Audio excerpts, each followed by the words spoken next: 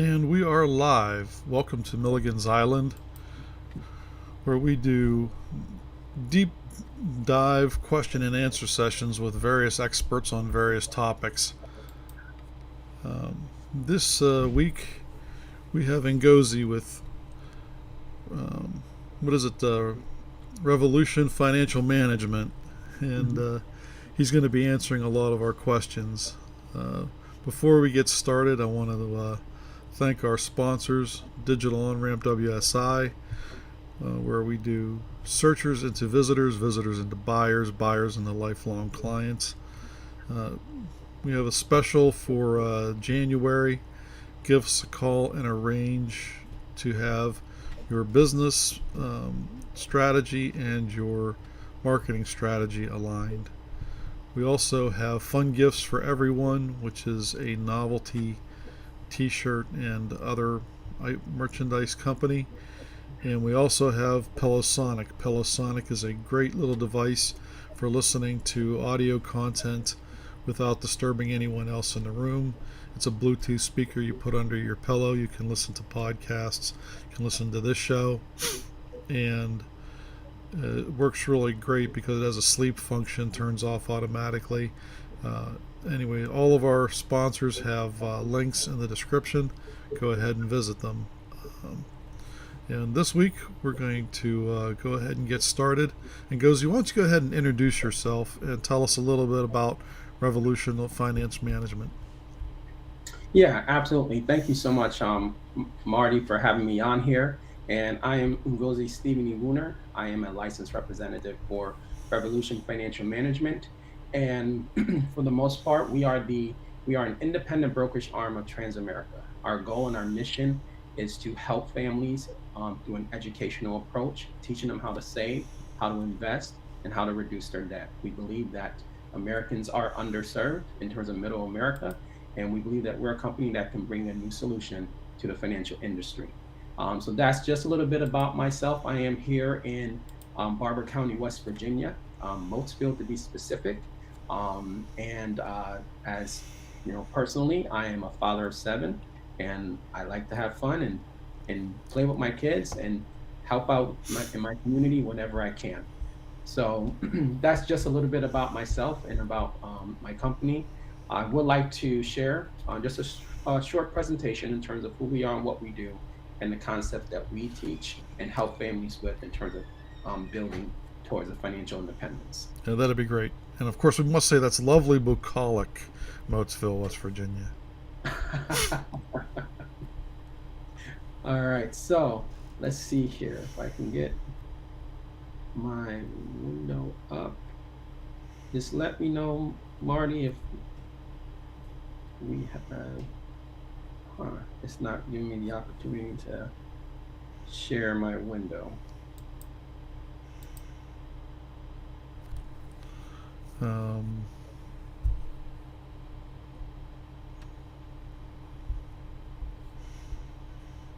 can you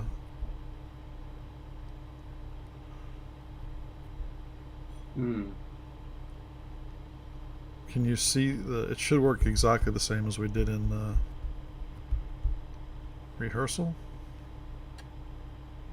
Yeah, it's not pulling up at all. So, well, let me do this here.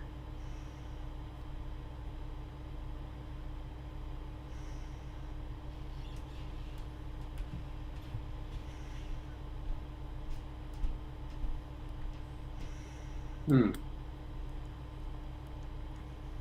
I do apologize for the technical difficulties, but what we can do, Marty, being that there's some technical difficulties here, we can just jump on to some of the questions that you have, um, and we can kind of go from there when it comes down to things.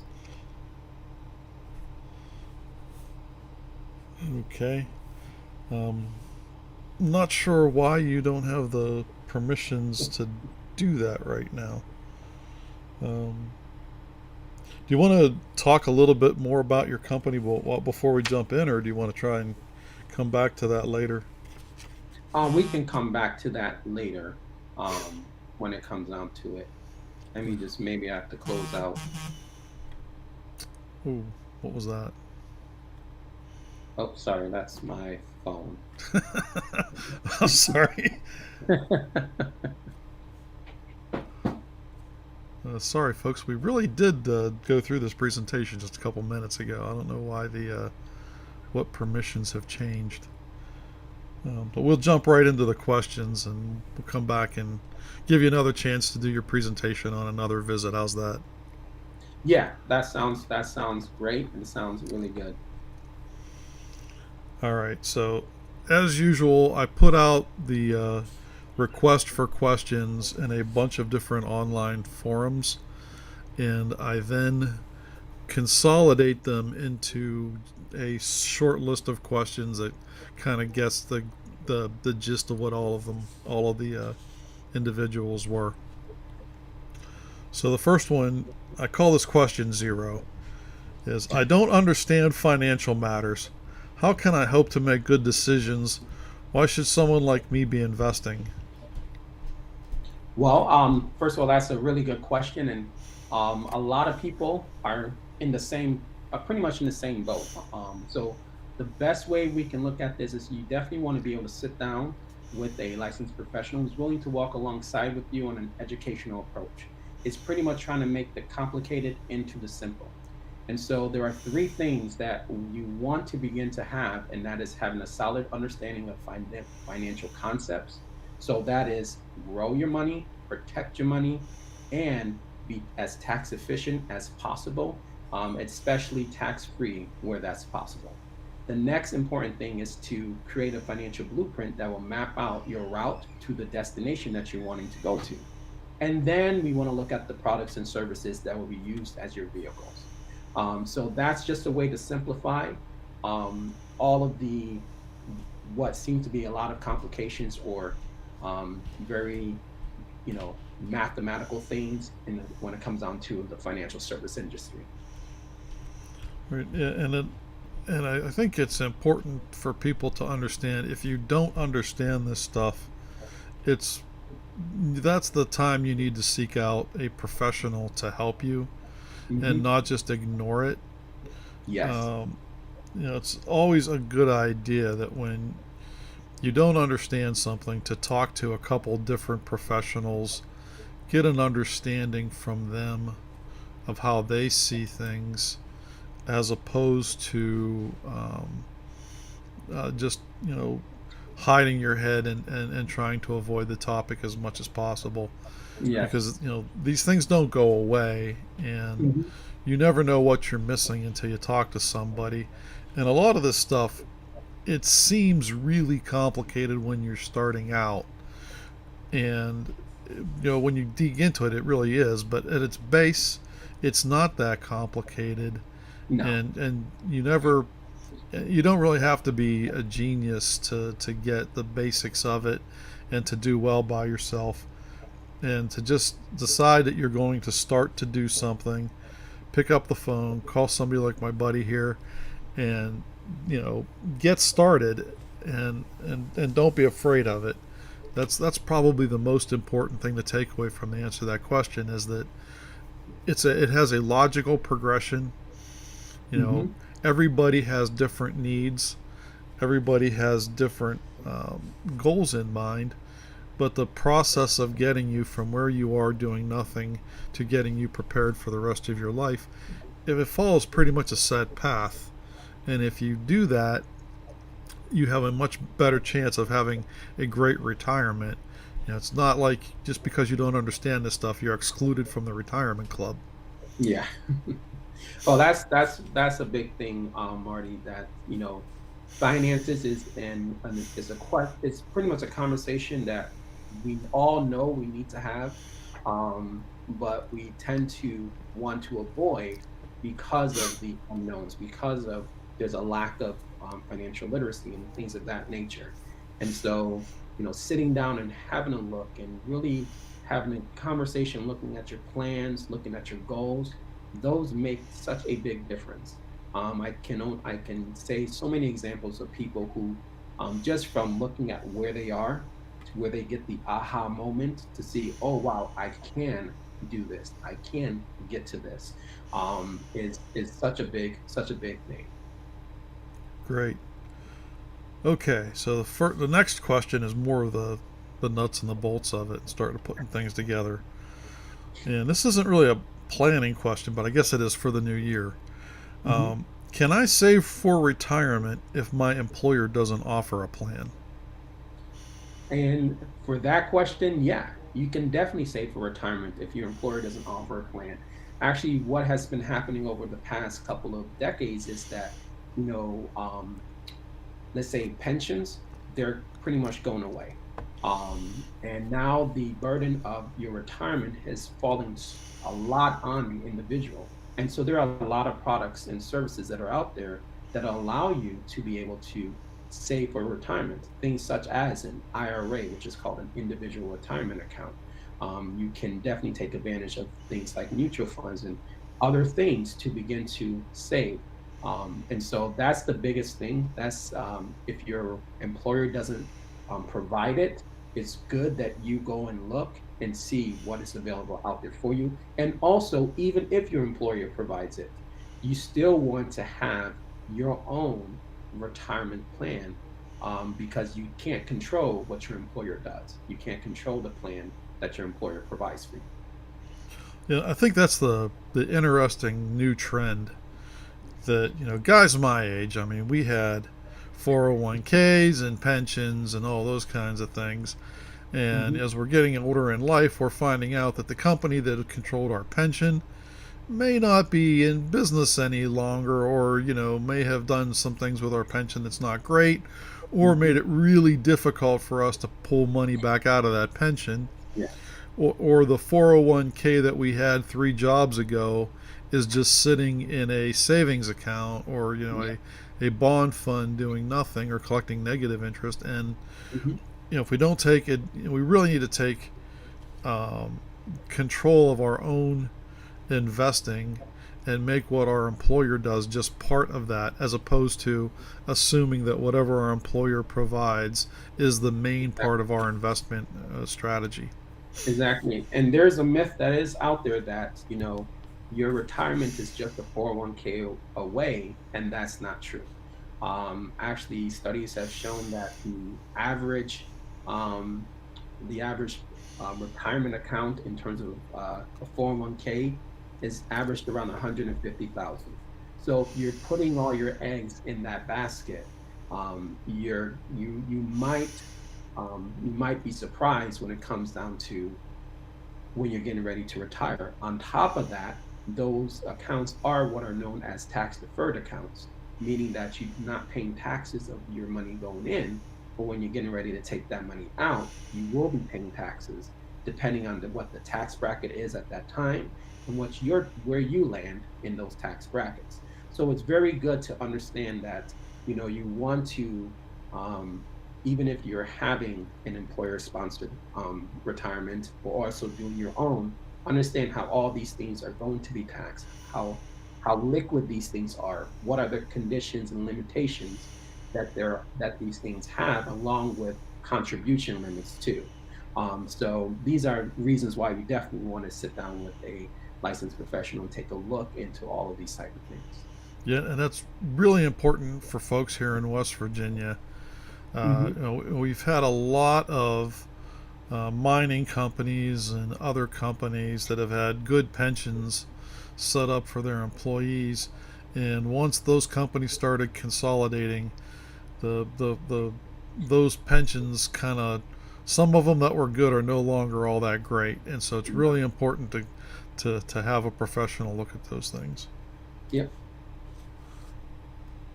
All right, so we kind of beat that one to death. Okay, the next one is, how do I know if my goal should be to save for a house, save for retirement, or just get out of debt? And this is the age old question of, should I save or should I retire debt? Mm. Well, that's a good question. Ideally, what you want to do is actually be able to attack all three of these things as many things at the same time as possible. Because, let's just take an example. I spend the next 20 years just paying off my mortgage, taking all my discretionary income and just pay off my mortgage. I have a house with no mortgage, but now I have no retirement. And so you want to be able to implement saving for retirement, saving for a house, and reducing your debt all along the way in conjunction with one another. How much you're putting into each will depend on where you are and where you want to be. So we tend to teach people to have a bucket system. Have one bucket that is we're going to establish like an emergency fund for any unexpected emergencies, car repairs, house repairs, all of that type of stuff. And then have a fun bucket because we got to live too. We can't just avoid going to Disney World for 20 years and then wait. Mickey Mouse is going to be too old by then, when it comes down to that. But then also, you want to have a bucket that's for your long term, which is like buying a house, saving for retirement, those type of things, planned expenses. You want to save for those type of things. And so ideally you want to do all of that at the same time, have money that you're putting into and strategizing a way to reduce your debt and eliminate these things as efficiently as possible. So the best thing is to try to get them all done in a together in a nice, timely fashion and manner, depending on where your income is. Yeah, the bucket system is really good because it kind of sets some reasonable goals for putting things into different areas, and Mhm. you can take a family trip to the shore and not feel guilty about not paying off the credit card or the student loan debt. You can see that it's going to, you don't have to live completely hand to mouth until all your debt's Mhm. paid off. You can kind of see where it's coming, and might be a good time to mention, as far as paying off debt, former guest Freddie Allen, go back and watch that episode. He's got a great tool for helping people figure out how to get out of debt faster by using some of the tools that the banks use against you, using them for your own for your own benefit. Now the next question was, how much should I make before I think about saving for retirement? All right, now that's a good question because we really want to start saving now. Um, there is a cost when it comes down to time in terms of how much you can have in retirement. So it's not about necessarily, let's say if we both, Marty, we're two different people, right? Let's say I have a $50,000 yearly income, you have a $500,000 yearly income, right? And you're spending 490,000 of your 500,000, and I'm only spending 25,000, and I'm saving the rest. Because I'm saving now, no matter how small it may be, I'm allowing compounding interest to have its effect over time. And it helps me to build good habits and discipline so that, yeah, I may have to start small, but as I continue to do these things, I'm going to be able to put more and more away versus spending so much. So now is actually the best time to begin to save. Don't wait till you get that dream job before you begin to save because you've lost out on so much more opportunities for your money to grow, no matter how small it is. We like to tend to say this, a little bit of money over a long period of time at a decent rate of return will equal wealth. And so, if we keep that mentality and that concept, and as our income grows and we're continuing to do the same things, we're going to really put ourselves in a really great position to achieve our financial goals. Granted, we do our best to protect ourselves against loss. Yeah, I'm not a big fan of gaming, and I'm not a gamer at all. But one of the things I did notice that when I started saving, back in 2004, I think my wife and I moved into another house in West Virginia, and Mhm. at the time we wanted to put up another house. We had some land on the river and whatnot, and um, I started aggressively moving money into an investment account for that Mhm. house, and it was addictive how much I would try to put in. It was like every week, every couple weeks, I would move some money in, And it started off small, and very quickly I started, getting more money into that account and finding ways to get it built up and meet that goal. Really happened, Yeah. and it wasn't the idea of saving for the house, because that did nothing. But once I actually started taking action, Hmm. it became much easier to take more action and more action and more action. And I got that, got the bit in the teeth and was chasing after that goal. So, I think the idea is that how much should you make a dollar? If you make a dollar, you should be looking at saving and putting your plans together and aggressively doing it, because once you start taking action, you're really going to go, go, go, go, go. Hmm. Um, Yeah, and even if we look at it as, you know, as you said, the isn't it becomes an addiction, but it's a good addiction. Putting money away, putting money aside, saving towards this, because the less we have to borrow, the more we're able to do. I remember sitting down with somebody that's, this gentleman shared with me. He said, Stephen, that when I began to save and have money and have not needing of getting debt, like borrowing loans, I just felt like I can do anything. I can get anything I want. So it changes our mindset in the way that we approach things. So that's very, very it's a very interesting, a very amazing experience when it comes down to that. yeah, I'll tell you, when I was a kid, my dad was a mason, and Hmm. he would do a lot of jobs on the side. And one summer I got to go with him and work and assist him, and he paid me for working on those jobs. And I'll tell you, that first Sunday when I was able to put my own money in the church collection plate, that was a life changing experience. Is Hmm. that, wow, you could actually go out and work and help somebody else with your own money and your own effort. And Hmm. so it was just this idea that you anybody can participate Yeah. in the world of building wealth and helping others, and creating value. So Hmm. yeah. So anyway, so we kind of again beat that one to death. Hmm. Um, Next question is the one. This is always the case, right? Isn't the stock market too high to get into right now? Kind of got it kind of goes along. Isn't the housing market too high to get into right now? And isn't there too much inflation to get into the market right now and start saving?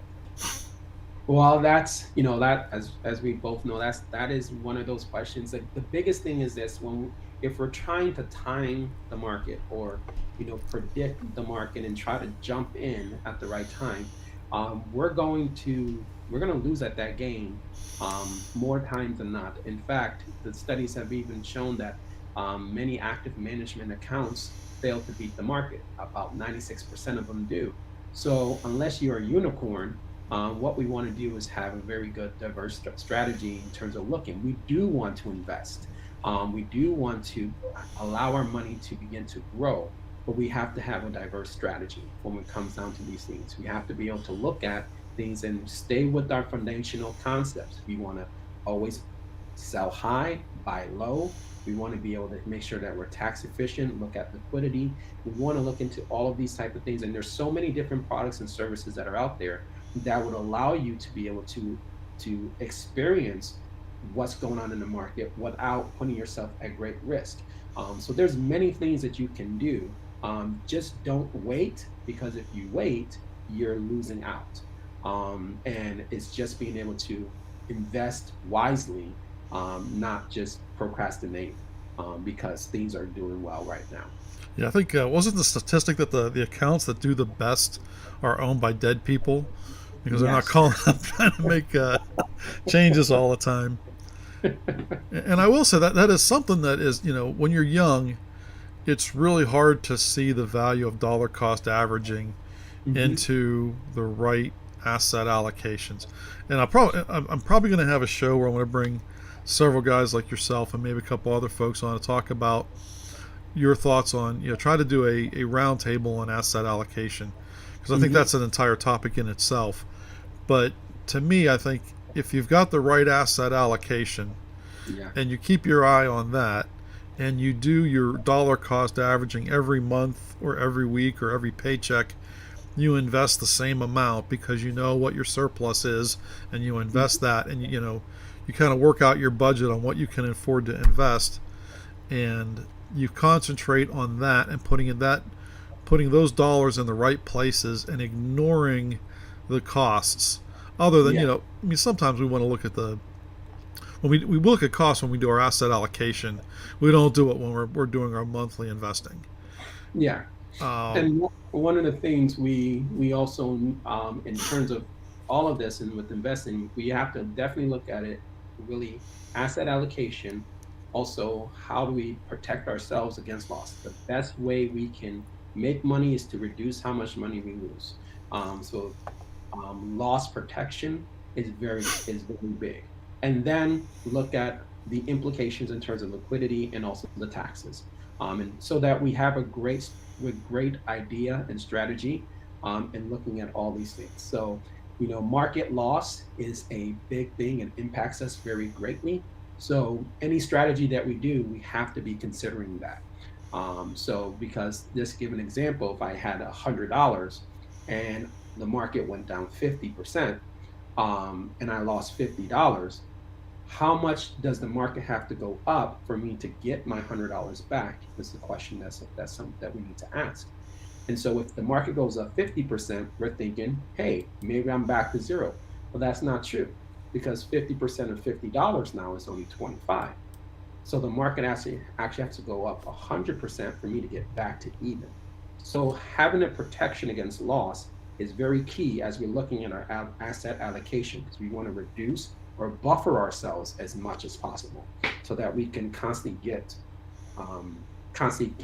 the benefits of the growth of the market as much as we can. and I will point out that the book we have in the description of this episode is a great thing to take a look at as far as investing strategies on avoiding losing money, and why what you just said is so important. It kind of goes through the mathematics of it for anybody who's interested. Um, Yeah, and I haven't read the book that's in the description, but just based on the title and description, I know I'm very confident in the information that is in there, because it does talk about the difference between actual versus average, and in the financial area, in the financial in finances, you want to look at actuals, not simply just averages. So I am very looking forward. I did want to ask you, is there an audio version of it, or is it just yeah, I believe there's an audio version, a Kindle version, and a hard okay? copy version. Awesome.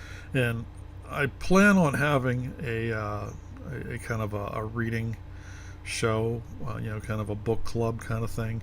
Hmm. Um, it has been on the back burner. There's like 5 or 6 books I'd like to bring in. Some guys are a lot smarter than me, like yourself, to come in and talk about this stuff, because I read the book and I got questions, and I'm sure guys like you and our guest from last week and Fred from a couple weeks ago would be great. Blaine and Fred and yourself would be great to have come in and talk about that kind of stuff. But everybody's so busy. We'll get to that eventually. Um, Next question was, shouldn't everyone just save as much as they can? Well, now that's an interesting question, because the first question I have is like, in a way, what does the person mean by that when they're talking about saving? If they're meaning just living below their means, yes, we should be living below our means as much as we can. If they're meaning just putting your money in the bank, then my answer would be no, because you're earning very little to none interest in a bank, and you cannot save your way into retirement or wealth in doing things that way. So just to give an example, one of the things that we teach and educate people in is understanding what is called the rule of 72, which is understanding the power of compounding interest.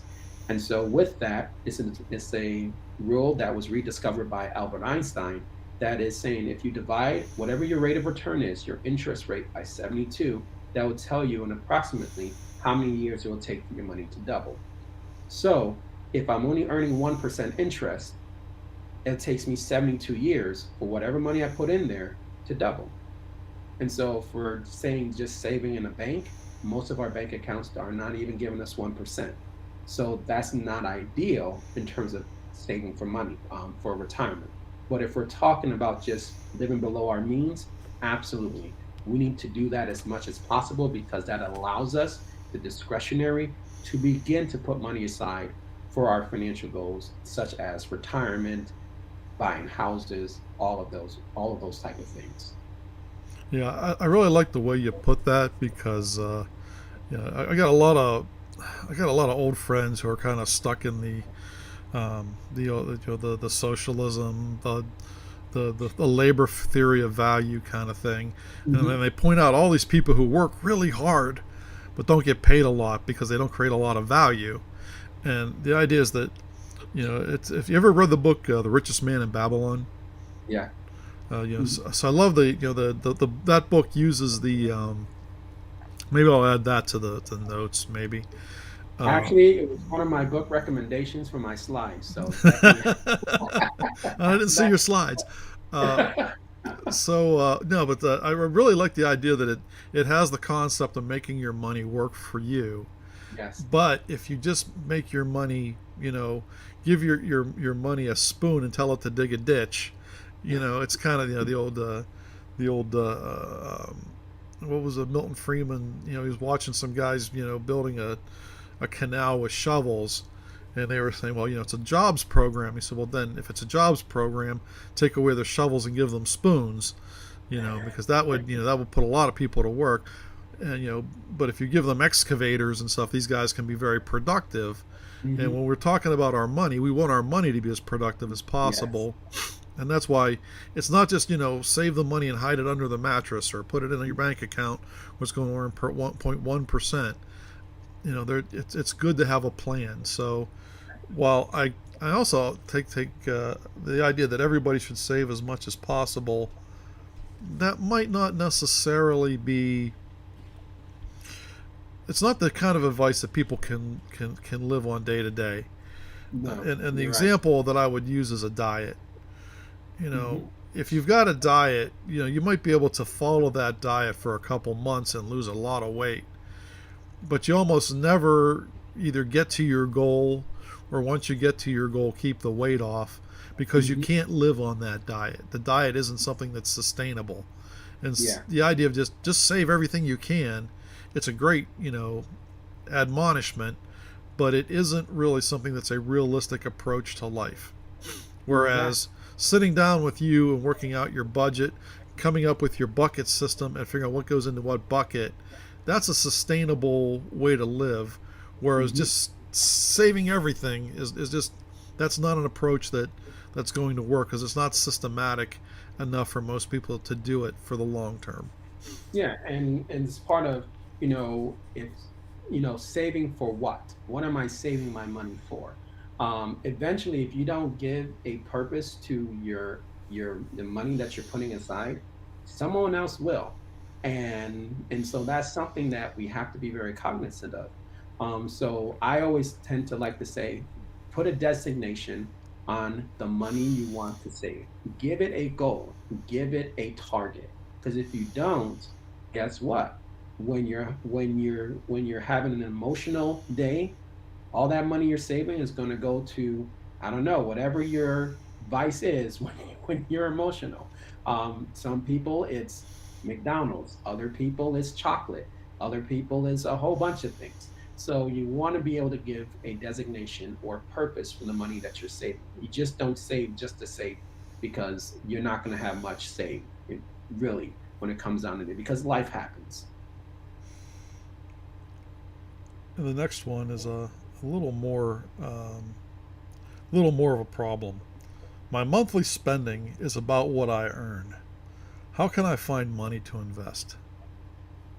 Well, that is a problem to impact, and this is why sitting down and actually taking a look at your your monthly income and your expenses and your budget will really tell a story in terms of what's going on. If it comes out to be where it's no longer just a expense problem, but it's more of an income problem, then you'll find out, oh, I need to earn more income, because there's only so much you can make lean your expenses, because we already know that there are things that are discretionary and things that are non-discretionary. And so, and the cost of living will continue to grow because simply because of inflation. So if you find that it is an income problem, now we have to look at, well, how can we gain more income coming in? But outside of that, to be able to sit down and look, the only way that we'll know that is if you take the opportunity to sit down and have your finances looked at, have your finances inspected, and then look at various things. And there's various ways for everybody to make money. You can get another job, a part-time job. You can start your own, side, what we say, contract work, like an independent contractor. You can look at building a business, or many people which want to be and become an investor, but there's a process and along with all that. So there's different ways for anyone, for all of us to earn additional income, if that becomes the key. But one thing people have to understand, that there is no product or service that can replace income. So if income is the issue, you need to get more income. And period.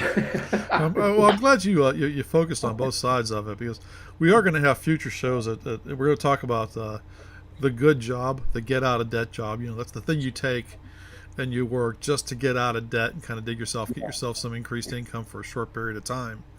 But there's also the side hustle that turns into a business, that turns into whatever, that we want to cover some of those topics. But the idea is that, yes, your income has to be addressed. It's not just all savings. And Yeah. if you're having trouble meeting your needs, maybe it's time you think about developing a skill, asking for a raise. Maybe a lot of people don't know their value and are undervalued in their current business, and this is a great time to go out on the market and find out what your value really is. Oh, absolutely. Absolutely. And I mean, that's one of the biggest things that, and it will take, in a way, a perception shift or mind shift in the ways we're looking at these. We have to be willing to ask ourselves these questions of, okay, how long have I been living on this income? And when is the next time my income is going to grow? Because if your income doesn't grow, you're actually putting yourself behind. So we should be asking for raises at least every year or every 2 years. Should be asking for raises. We should be looking for ways to increase our income by the minimum, by the rate of inflation. Because if we don't do that, we're actually finding ourselves behind. So if I was living on an income that was 20 years ago good, it's not good 20 years later. No matter what I'm looking at with my expenses, I'm behind the ball when it comes down to it. So that's something that most people have to look at, and especially now, even after all of the pandemic, many of us are seeing that having multiple streams of income becomes very important, because anything can happen. But this is why having a sound financial strategy becomes key. If you have an emergency fund, you do have more of the flexibility to go out and see what your market value is, your true market value is, versus just jumping on whatever's available out there for you. It gives you a better chance of choice and the power of choice. Yeah, and the one other thing that I wanted to mention is that when somebody talks to a guy like you, they can also look at putting their money to work as one of those streams of income. Your Hmm. investments really should be looked at, not just for retirement, but it should also be a way to help you build your income and give you some other income streams. Hmm. Either taking some of your investments and buying something that produces income, like real estate, or invest in things that produce income, like dividend paying stocks. Hmm. The next question was, with college prices, how do I know how much to save so that we will be ready when it's time to send our children to college? Wow. Now that's an interesting question.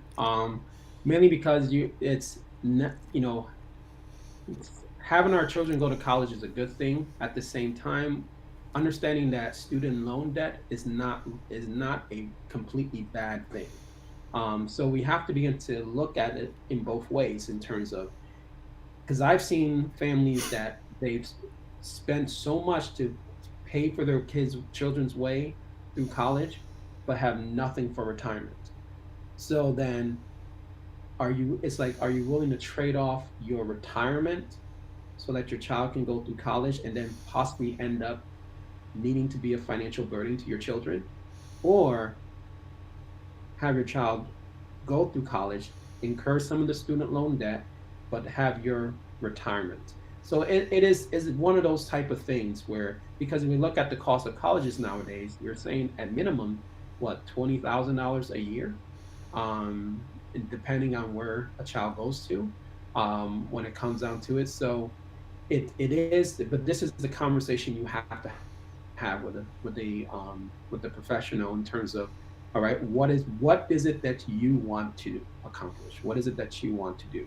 And what are the trade-offs and sacrifices are you willing to make, um, to accomplish this, or what are you not willing to give up to accomplish these things? And so that's a big question. It has a lot, involved in it. But right now with so many families barely making it, then you're seeing, to me, why put all that money in there when you can save it for yourself and your children, and teaching your children how to get out of their own debt fast, efficiently, and seeing their value. It, to me, it provides more value than, your children getting a degree and you're being unable to retire, and now you just became a financial burden to them, which I don't think any parents would want to be. Well, yeah, and I will say that having a little bit of debt for your education is not the worst thing. Um, No. when I got out of college, I owed about enough money to buy a brand new Mustang GT.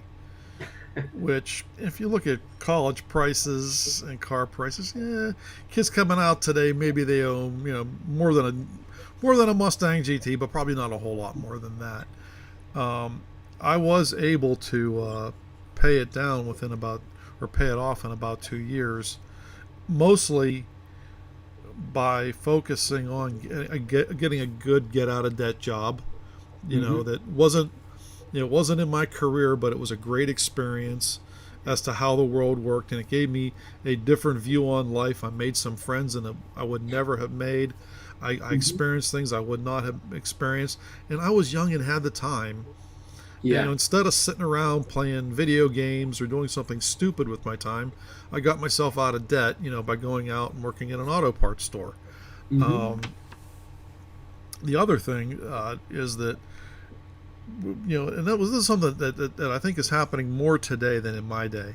When I went to school, my parents didn't involve me in the planning of my own education and the how to pay for it as much as I would have liked. It was kind of a you're going they were kind of more laying down the law as far as what was expected, and you kind of had to go along with it. I think that now parents have a um, much more inclination to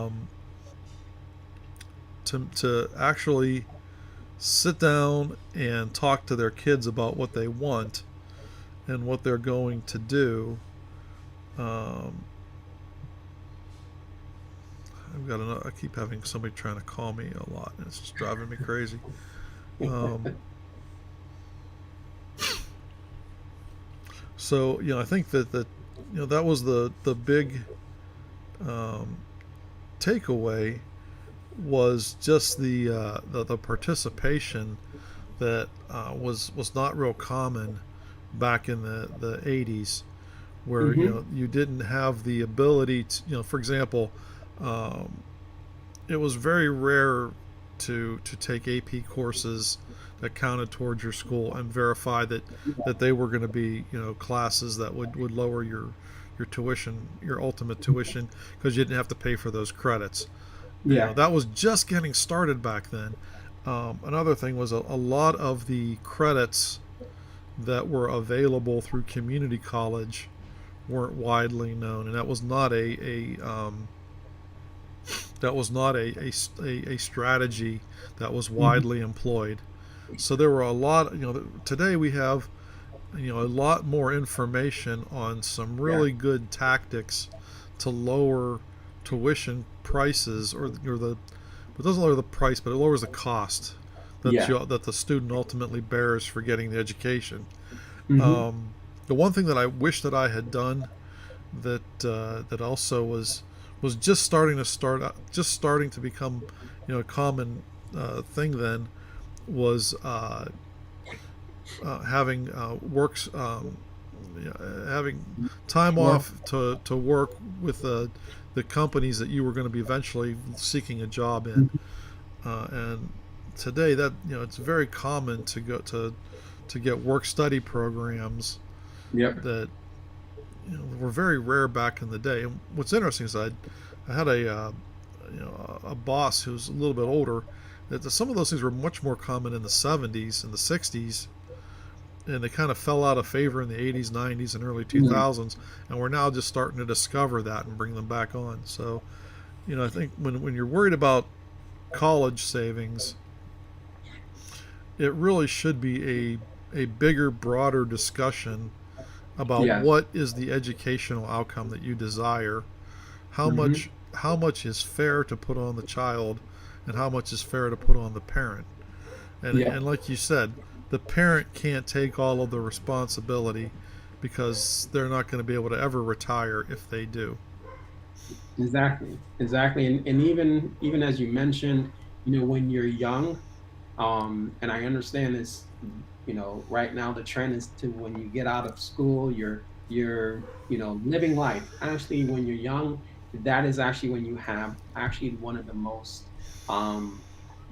in a way, power to save and get out of debt because you have less responsibility. And so those are really the time to really be putting into practice these things. Because if you do that, and then your responsibilities increase and you may not be able to put in more as you would like to, you still have the compounding effect of all these things that can go over time. And so it is once again, it's the way we look at things and looking at things a lot differently, versus just what's been the norm. Yeah, I'll tell you that those years, during college and right after college, can really have a big impact on a person's Yeah. lifestyle and how well they're set up for their future. Hmm. Like you said, taking that time to get out of debt, taking that time to put away just a little bit of a nest egg that can be used for either a first home or a starter Hmm. home. I unfortunately, when I graduated, I moved to an area with high real estate prices, but I had a lot of friends who their first home was a duplex, Hmm. and they weren't paying rent. They were, the other side of the duplex was basically paying for most of their living. Yeah. Those types of things to do when you're just starting out can have a big impact on setting you up for success later in life. Exactly. And focusing on a free education Hmm. is really the wrong thing to do. What you need to be doing is focusing on the habits of saving and living within your means, and only increasing your lifestyle as your income can support it. Exactly. All right. Exactly. All right. Well, we kind of went on a tangent there, and I get on my high horse about that all the time. Um, so the last question is something that it really, I think it kind of hits people when they get about 40 and haunts them up until the time they retire. And it is, how do I know if my retirement savings is on track so that I don't have to reduce my lifestyle when I retire? Wow, that's a good question. And this is actually one of the fun parts of what I do. And I always enjoy this. is helping people understand and get an idea of what is called your financial independence number. It's pretty much your target destination. And if you don't know that, then it's kind of like the proverb that says a ship that has no port, there's no wind that's good for it. And so that's part of the things. And so one of the things I can share is it's a very simple complication. Simple way of putting it together in terms of how to get someone's financial independence number. So if somebody wanted to live, they're currently living, and they say, okay, if we were able to get $5,000 a month for the rest of our retirement, that is what we're looking to do. And so what you pretty much do is this: you pretty much tell them, okay, $5,000 a month times 12, that's $60,000 a year. And what we're going to do with that is you're going to divide that by 0.06. That is a rate of return that you're receiving from whatever lump sum you have, receiving from the lump sum, in terms of, so that your money continues to grow and you're not running out of money so fast. And it's hopefully beating inflation, which, this is a tangent, inflation right now is higher than it's getting about 6%, a little bit over 6%. But that right there will tell you that if you do that, that's about $1.1 million. That's your target. So whenever you're putting your money aside, we're looking at, okay, that's the target we got to hit. And so whatever vehicles, whatever things that we're doing is supposed to be funneling us to that target in terms of your financial independence number. Once you get that number, then you're ready to retire, because that's the destination that we're looking to go. And so there's various ways for us to do that, but of course you definitely want to begin to invest and being able to. And there's a lot of simple tools that are available online. Even you can get it on your phone as an app that can actually show you, if this is the number you're getting to, and let's say you're 40 years old, how much do you need to be putting aside today on a monthly basis to get to that number, and in terms of with a particular rate of return. So that right there is very important. It's very cool. And it's also the fun part, 'cause it shows people that, number one, they can do it, and number two, that it's not so far fetched. But also, it will bring disturbing news, because if you're nowhere close and you have 10 years before you want to retire, that just says there's a lot more money you need to be putting away, which means that having a good education and literacy becomes very important, because you don't want to be, it's kind of like when you're on the highway, the closer you are to your exit, the less risky you want to be. And so that's things that, everybody has to begin to take a look at. So that's kind of like the way I like to approach, particularly that type of question.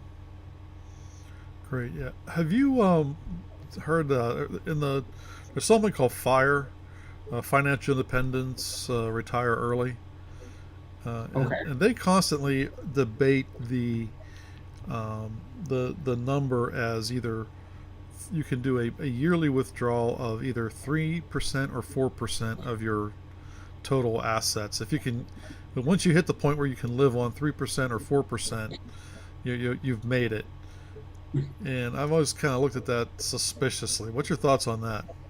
My thoughts on that, there's a couple questions that come to mind, because now, if I'm living off of 3%, that means that, number one, I'm living very lean, or number two, I have a lot saved, a lot in a lump sum. And yeah, that would be great, but let's take a look at what's really ideal in, normal situations. And on top of that, we want to look in terms of, looking at things like, okay, we have to consider all of our risk, losses, and all of those type of things. And if you can live off of 6% of what you my whole goal is to get the number you want to live on a monthly basis, and find what that number lump sum you need, and and make sure you're in a vehicle that is able to give you that as long as you are retired. So that's a big question that we tend to have people look at, no matter what vehicle they use. Number one, people need to understand what their fees are. Number two, what protection against loss are we getting with our fees? And number three, is this going to become can provide me a lifetime income stream for the rest of my life, even after the account goes to zero? Because we don't want to outlive our retirement. That's actually, people are more afraid of outliving their retirement than they are of death right now. And so those are things that you definitely want to look at when it comes down to your financial independence number. And because it doesn't really matter if you're drawing 3%, if the market goes down and you have no protection, your lump sum is down. But what happens also when the money goes to zero? Well, what happens if you live more than 20 years of retirement? You live to be 100 years old instead of 85. Are you going to outlive all of that? So there's a lot of things to unpack. It's not just a simple, here's a formula and just do that and you'll be all set, because there's a lot of things that are involved inside of it. But you got to make sure you have those three things answered. I mean, I really like your concentration on figuring out what you're going to need, because I think a lot of retirees go through kind of like three phases of retirement. When they first retire, they're young and they're semi young and healthy, and they're able to Hmm. still travel and so their expenses may go up for a period of Yeah. time, and then they kind of hit a phase where they kind of start having health issues, and they stay closer to home, and so their expenses kind of dip a bit while Hmm. they're not as ambulatory, and they're starting to get older. But then then their expenses may drop it during that period of time, but then they start needing more and more medical interventions, and so their expenses start going back up. So having an idea of what those expenses are going to look like, what kind of lifestyle the person wants, they really need to talk to a guy like you to kind of put some numbers to that, Hmm. so that they're not just you know winging it, or like you said, they might set up a minimal existence that, oh well, I've retired, I've got all this time on my hands, I'd like to travel, but I'm living a minimal existence and I can't really afford to do that. Hmm. So it's really a matter of making sure that you do what's right, um, to for the total retirement, as opposed to just, I want to get out of the rat race and whatever as Hmm. quickly as possible and hit a number and quit. Exactly, and there's just a lot of things that people have to account for, and have a plan for. Like you just spoke about, things like long-term care, chronic illness, critical illness. Those things, actually, one of the statistics that I learned from one of the companies that we work with, really shows that the average cost for long-term care is about close to 4 grand a month.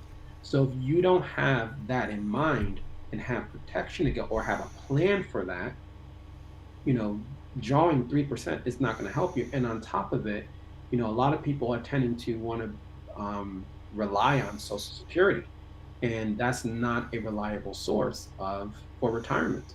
It's better if Social Security is just a supplement of what you have done, because there's stuff you can't control, and it's better to have a better handle on the things you can control, and not be completely reliant on so many things that you cannot control.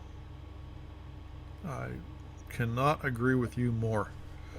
All right, well, that is the end of our questions. We've gone a little bit longer than we normally do. You want to give your plugs one last time, and then we'll end the call? Yeah, absolutely. Once again, I'm Ngozi Stephen Iwuner for Revolution Financial Management. We do take a low educational approach to helping families save money, reduce their debt, build towards retirement. We pretty much say we're the Amazon of the financial industry, and it's because we just don't work with just one company. So anytime you're looking for someone to sit down and help with, if you want to know if your guy is good, you want to make sure that he's fiduciary. Want to make sure that he's non-captive, your person is non-captive, and they will be able to give you an unbiased opinion, and unbiased advice. So you can definitely email me. I believe my email is on the description. You can also visit my website, and we can definitely set up a time to follow up and see about getting you to your financial goals, but most importantly, putting you into the right direction and helping you get a better grasp of your finances, so that you guys can achieve your financial goals and dreams. And so that's just a little bit about me. Yeah, excellent. Well, thank you for coming in and taking the time to answer our questions.